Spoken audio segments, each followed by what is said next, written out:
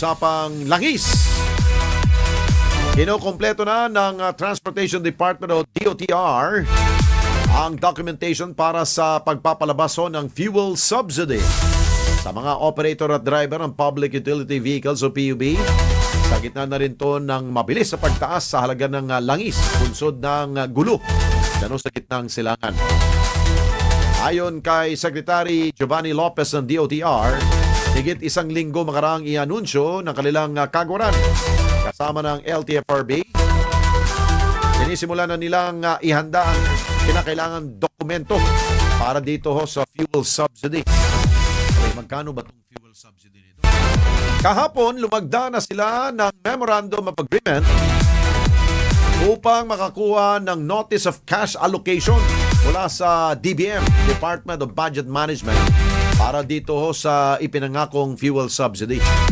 Pumiling din ng DOTR ng Special Allotment Release Order o SARO para sa Service Contracting Program para sa mga PUV. Hindi ako nagkakamali, parang 5,000 pesos yatang fuel subsidy, no?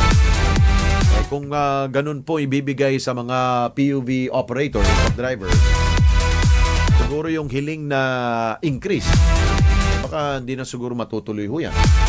Pero yung 5,000 ba, sapat ba yan? Ang supply lang ho nating petrolyo hanggang 2 months lang.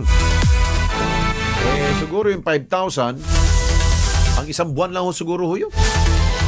O, diba?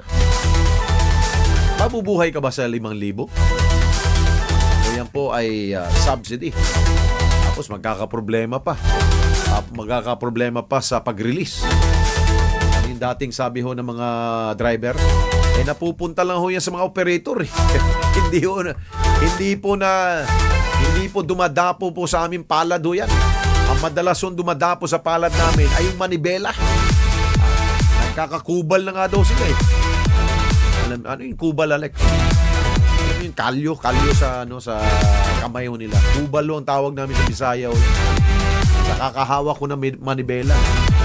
Ayun, wala hong silang nahahawak na pera galing ho sa gobyerno. Dahil nga, pinagdududahan po nila na may iilang daw hong mga operator ang hindi binibigay sa mga drivers. Siyempre, kawawa naman po yung mga driver. Samantala,